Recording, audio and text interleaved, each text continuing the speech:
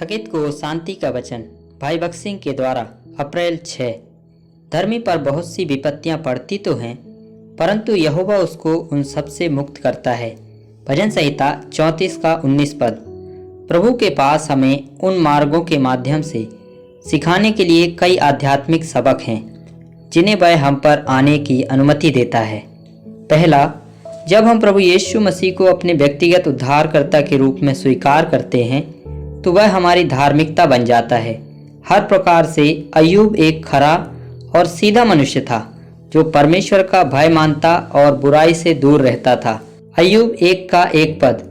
तो भी उसके दुख की चक्की में से निकलने के बाद हम अय्यूब 42 का 5 और 6 पद में यही अय्यूब को कहते सुनते हैं, इसलिए मैं अपने आप से घृणा करता हूँ और धूल और राख में पश्चाताप करता हूँ। अय्यूब के दर्दनाक पीड़ा से गुजरने के बाद ही उसने यह देखना शुरू किया कि उसका वास्तविक स्वभाव पापपूर्ण और भ्रष्ट था और उसने महसूस किया कि वह पवित्र, जीवित और धर्मी परमेश्वर के साथ एक व्यक्तिगत अनुभव के द्वारा ही धर्मी बन सकता है। दूसरा, क्लेशों के द्वारा हम एक मजबूत सक्रिय विश्वास विकसित कर सकते हैं। पहला पत्रस 1 अध्याय 7 पद। इसे वास्तव में शुद्ध और उज्जवल बनने के लिए कई परख की आग से गुजरना पड़ता है। तीसरा, ये परीक्षा हमें सही रास्ते पर रखने में सहयोग करती है। इससे पहले कि मैं दुख उठाता था, मैं भटकता गया, परंतु अब मैंने तेरे वचन को माना है। भजन संहिता 119 का 67 पद। चौथा, परमेश्वर हम पर क्लेश आने देता है ताकि हम परमेश्वर की विधियों और उपदेशों को सीख सकें। हम मानव उत्पत्ति की किसी भी पुस्तक के माध्यम से परमेश्वर की विधियों को समझने की आशा नहीं कर सकते।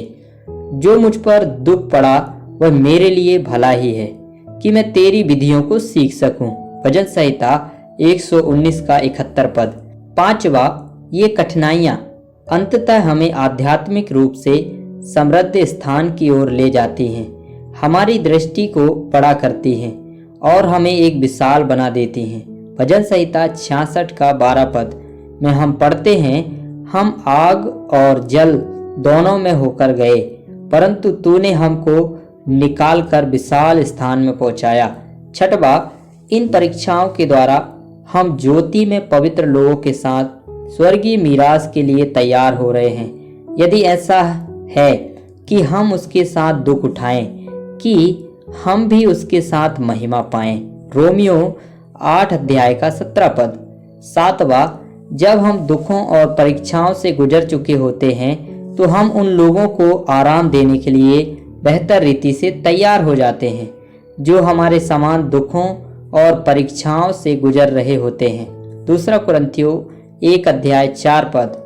आठवां, यह तब होता है जब हम प्रभु यीशु मसीह के नाम के लिए उपहास और तिरस्कार से गुजरते हैं कि उसके साथ अपनी एकता की बेहतर सराहना करने में सक्षम होते हैं। हम मत्ती 10 अध्याय का 24 और 25 में देखते हैं, चेला अपने गुरु से बड़ा नहीं होता है और ना दास अपने स्वामी से बड़ा होता है। चेले के लिए इतना ही काफी है कि वह अपने गुरु के समान हो।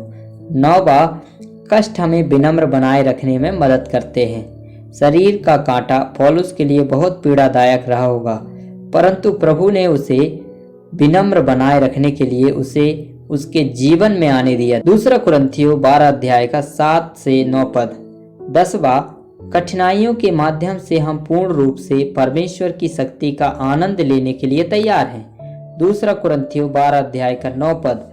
प्रभु ने मुझसे कहा, मेरा अनुग्रह तेरे लिए बहुत है, क्योंकि मेरी सामर्थ निर्बलता में सिद्ध होती है। इसलिए मैं बड़े आनंद से अपनी निर्बलताओं पर घमंड करूंगा कि मसीह की सामर्थ मुझ पर छाया करती रहे।